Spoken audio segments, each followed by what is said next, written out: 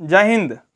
आज मैं आप लोगों को बताने वाला हूं बीपीएससी का फुल सिलेबस यानी कि प्रीलिम्स और मेंस इंटरव्यू तक एक एक बातों को इस वीडियो में बताने जा रहे हैं। अगर आप फ्रेश स्टार्ट कर रहे हैं बीपीएससी का प्रिपरेशन तो यह वीडियो आप लोगों के लिए काफ़ी हेल्पफुल होने वाला है।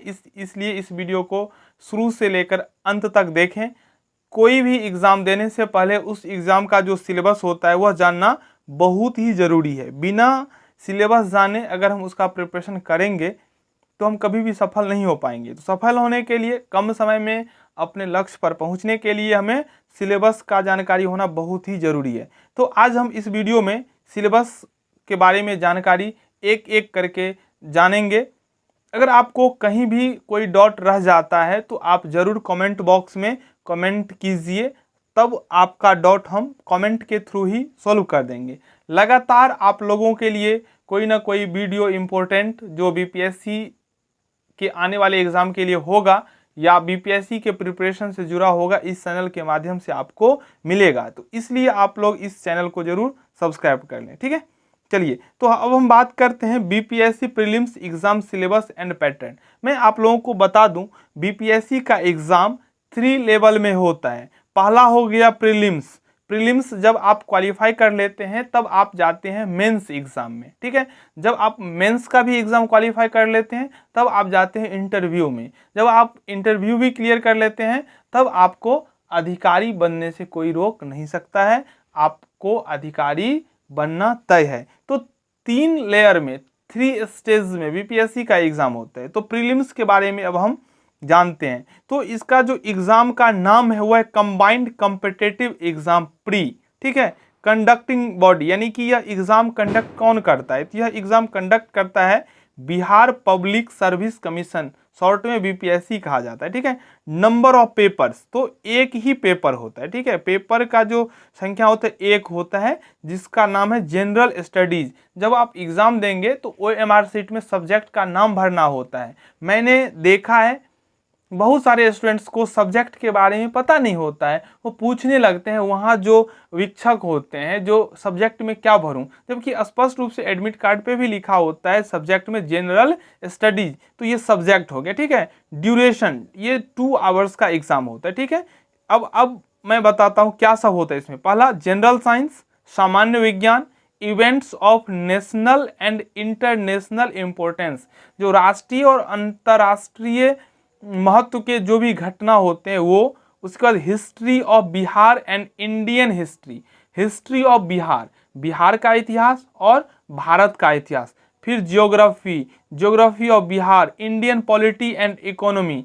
और उसके बाद changes in the economy of Bihar post independence, यानी कि पोस्ट इंडिपेंडेंस का जो परिवर्तन है इकोनॉमी का वो आपको पढ़ना है। उसके बाद Indian national movement and the role of Bihar, ठीक है। भारत का जो राष्ट्रीय आंदोलन हुआ था, भारतीय राष्ट्रीय आंदोलन, उसमें बिहार का क्या योगदान रहा, ठीक है। देखिए, सबसे इम्पोर्टेंट बात है क्या पढ़ना है।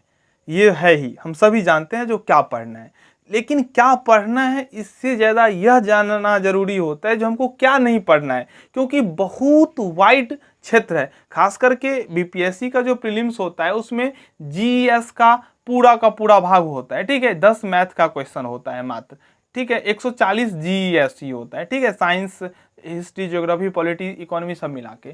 तो इसमें, और इसका क्षेत्र जो है बहुत बड़ा है। अब आपको क्या पढ़ना है ये तो जरूरी है ही, इसके साथ साथ यह भी जरूरी है आपको क्या नहीं पढ़ना है। तो मैं आपको इस चैनल के माध्यम से एक एक बात को बताएंगे जिससे कि हमको क्या पढ़ना है क्या छोड़ना है, जो कि आपको कहीं और नहीं मिलेगा, ठीक है। उसके बाद जनरल मेंटल एबिलिटी, ठीक है ना, इससे मात्र 10 क्वेश्चन आते हैं। हिस्ट्री से कितने क्वेश्चन आएंगे, पॉलिटी से कितने क्वेश्चन आएंगे, इकोनॉमी से कौन कौन क्वेश्चन पूछे जा सकते हैं, जो करंट इवेंट्स है जो हम लोग करंट अफेयर्स के नाम से जानते हैं वो कौन सा पूछ सकता है। तो एक एक बात को हमें जानना बहुत ही जरूरी है, ठीक है। तो मैं हिस्ट्री में आपको क्या पढ़ना है, कौन सा बुक पढ़ना है, कितना पढ़ना है, कौन सा टॉपिक आपको छोड़ देना है, मैं एक एक स्ट्रेटेजी बताएंगे ताकि आप लोगों का एग्जाम बहुत ही आसानी से क्रैक हो जाए। ठीक है, तो 68वां बीपीएससी, जो भी ग्रेजुएशन का भी एग्जाम दे दिए हैं लग जाइए, 68वां बीपीएससी का एग्जाम जनवरी में होगा, तो अभी से ही चलिए। तो ये हो गया प्री का। अब हम बात करते हैं बीपीएससी मेंस का। ठीक है, बीपीएससी मेंस का सिलेबस क्या होता है। बीपीएससी मेंस का जो पेपर होता है वो 4 होता है। ठीक है, तो नेम ऑफ एग्जाम वही हो गया, combined competitive exam mains, conducting body वही बीपीएससी है, नंबर ऑफ पेपर 4। अब कौन कौन 4 पेपर्स होते हैं वो समझ लेते हैं। पहला हो गया जनरल हिंदी, ये क्वालिफाइंग पेपर होता है। क्वालिफाइंग पेपर का मतलब हो गया इसमें आपको सिर्फ पास करना है, 100 मार्क्स का होता है, जिसमें से आपको 30 मार्क्स लाना है। आपने 30 मार्क्स ला लिया यानी कि आपने हिंदी को क्वालिफाई कर लिया। अब आपका जो मार्क्स है ये 30 आए या आपको इसमें से 90 आ जाए, ये आपको जब ओवरऑल मेरिट बनेगा ना उसमें इसको इंक्लूड नहीं किया जाएगा। क्वालिफाइंग का मतलब यही हुआ आपने इसमें पास कर लिया काफ़ी है। अगर आप यहाँ पास नहीं करते यानी कि 30 मार्क्स आपको नहीं आता है, तब आपको ये सब चेक ही नहीं होगा क्योंकि आपने एग्जाम को पास ही नहीं किया।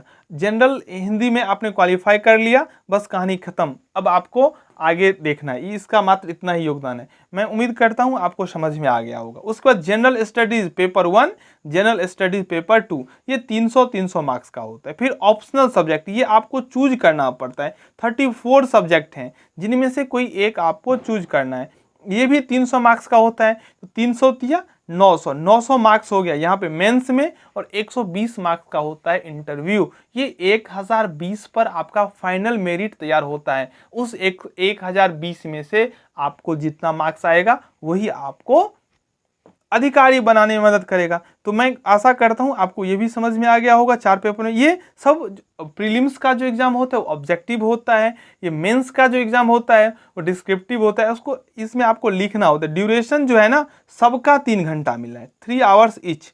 चलिए, बीपीएससी का जो जनरल हिंदी है वो सेकेंडरी लेवल का होता है, एसए 30 मार्क्स का होता है, ग्रामर यानी कि व्याकरण 30 मार्क्स का होता है, सिंटैक्स 25 और प्रीसेस या समरी 15 मार्क्स का। ठीक है, तो जो लीजिए 60 और यहाँ पे 40, 100 हो गया। अब हम बात करते हैं जो जनरल स्टडीज का जो पेपर 1 पेपर 2 है क्या सब है। जनरल स्टडीज 1 में देखिए इंडियन कल्चर, फिर modern history of India, contemporary events of national and international importance, उसके बाद statistical analysis, diagrams and graphs, ये आते हैं जीईएस यानी 1 में। उसके बाद 2 में क्या क्या पढ़ना है, इंडियन और बिहार का पॉलिटी यानी कि नागरिक, उसके बाद Indian and Bihar economy, Indian and Bihar geography. BPSC है तो बिहार का पॉलिटी, इकोनॉमी, ज्योग्राफी, हिस्ट्री ये जानना जरूरी है। कोई भी इवेंट्स चाहे वो कहीं भी घटित हुआ हो उसमें बिहार का अगर योगदान है तो वो भी आपको जानना जरूरी है। उसके बाद role and impact of science and technology in the development of India and Bihar, यानी कि साइंस और टेक्नोलॉजी का क्या रोल है किसमें, तो विकास में। किसके विकास में, इंडिया का और बिहार का। ये आपको जानना बहुत ही जरूरी है, इसके बिना आप कुछ भी नहीं कर सकते। ठीक है, तो ये हो गया जीएस 1 300 का, 300 अब 600 हो गया। अब मैं बात करने वाला हूं जो ऑप्शनल पेपर होता है। बहुत सारे स्टूडेंट्स ऑप्शनल में भी गलती कर बैठते हैं। तो ऑप्शनल में आप उस सब्जेक्ट का समान रूप से चयन करते हैं जिसमें आपका पकड़ बहुत ही ज़्यादा मजबूत हो, यानी कि उसके लिए आपको ज़्यादा मेहनत ना करना पड़े। अगर आपको ऐसा सब्जेक्ट है तो आप वो सेलेक्ट कर लीजिए, अगर ऐसा नहीं है तब आप उस सब्जेक्ट का चयन कीजिए जिसके पढ़ने से आपको जीएस 1 और जीएस 2 में भी मदद करे। ठीक है, आपका एक हो गया जिसमें आपका पकड़ बहुत ज़्यादा मजबूत है, वो चुन लीजिए। अगर आपको ये नहीं मालूम है तब आप क्या करेंगे, तब आपको वो पेपर चुनना है जो आपको जीएस 1 और 2 में मदद करे। तो कौन कौन है वो मैं बता देता हूँ। English language and literature, Urdu language and literature, Hindi language and literature, Persian language and literature, Arabic, ठीक है, पाली, ये सब। चलिए मैथिली भी है इसमें, मिथिला के लोगों के लिए ये भी एक बहुत ज़्यादा महत्वपूर्ण बंगाली, संस्कृत, फिर आप आ जाइए केमिस्ट्री, सोशोलॉजी, फिजिक्स, एग्रीकल्चर,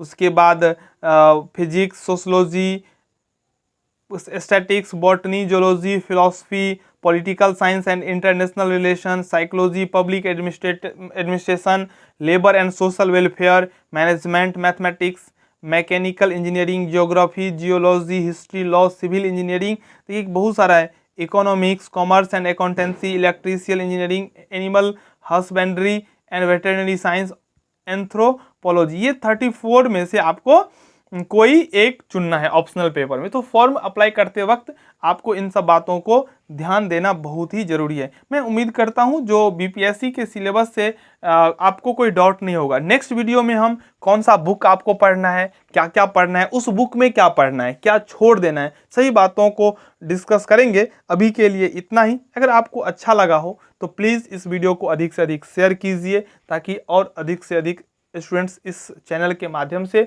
जुड़ सके, हमसे जुड़ सके और हम ठीक ढंग से पढ़ाई करवा सके। धन्यवाद।